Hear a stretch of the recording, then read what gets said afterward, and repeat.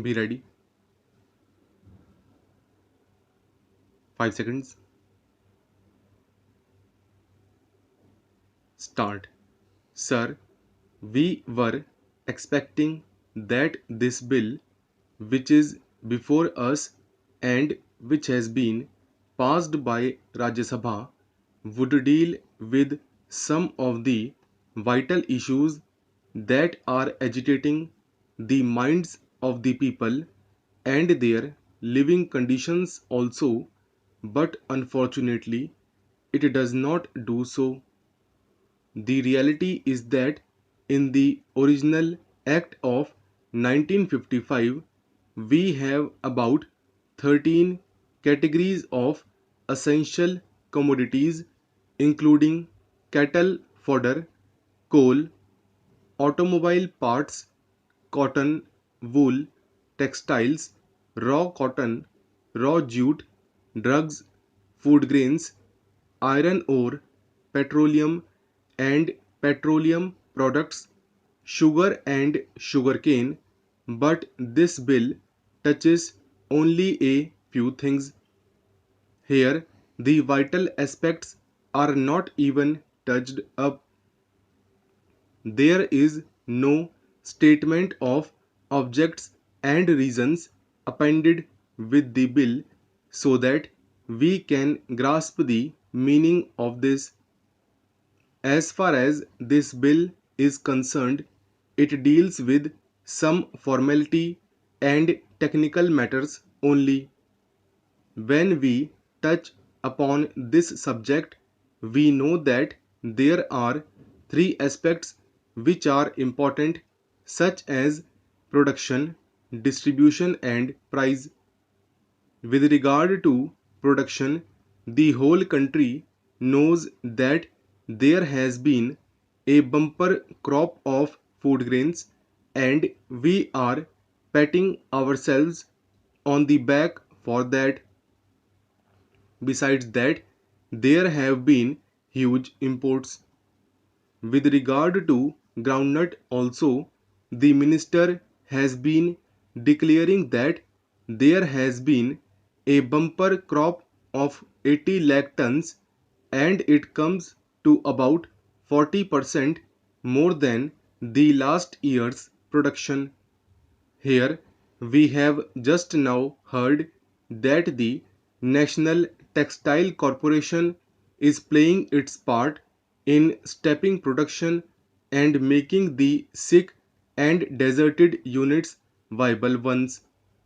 In such a situation, when there is production on such a huge scale, what is the factor that is hindering the proper distribution and check on price rise in our country?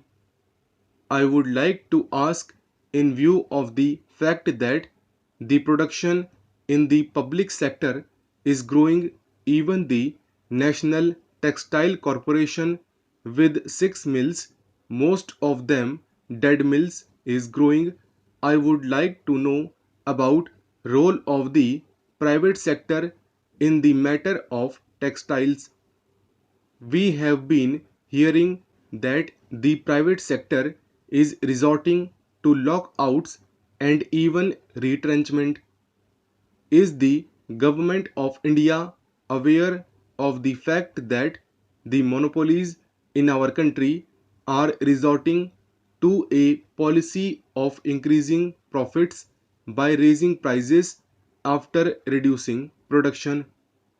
So, their policy is anti national. They reduce production and increase profit by raising the prices. In regard to production, we fear that we may again be in a mess.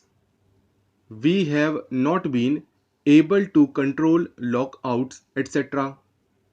And in regard to the production of groundnuts, cotton, and jute, there is an oversupply. The jute mills are crying that their products have not been taken up. In such a situation, this would hamper production next year.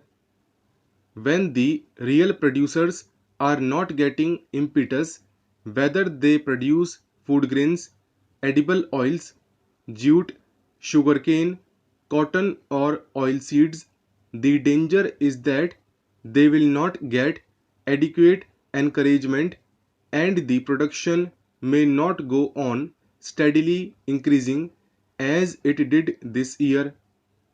As such, one would expect that the government would consider the fact that the jute mills are not doing justice to jute production, its growers, or even to its marketing. They are depending entirely upon the government. They are not reducing the price of jute goods. When the price of jute has gone down, naturally we expect that the prices of jute goods will be less, but they are not cheaper. There is a crisis in the jute market, but the prices of finished goods are where they were. They are also slightly costlier in some respects. In such a situation, the production policy of the private sector is not helping the cause of the industry itself, much less to talk of that of the producers or consumers. And the same thing applies to sugar mills and to cotton mills in private hands.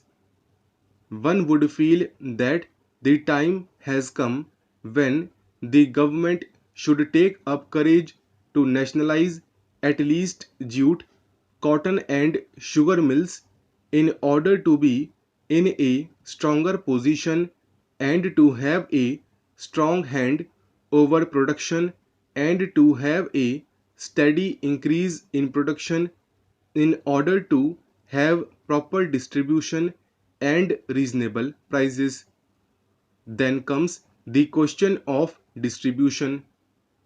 With regard to this, our government feels very helpless. The minister has indicated that the traders were reconciled to the emergency and were waiting on their wings to exploit the situation when the opportunity arose. The opportunity was the delay in onset of the monsoon by 3 weeks, which led them to hoarding and black marketing. He is saying in a helpless manner that some delay in the onset of the monsoon allowed them to resort to hoarding and black marketing. Therefore, they are committing these crimes at a time when there is a national emergency, when the government has more than adequate powers to control them. There should be a panel to deal with compilation of production data and identifying trends of significance and advising the government in time of need.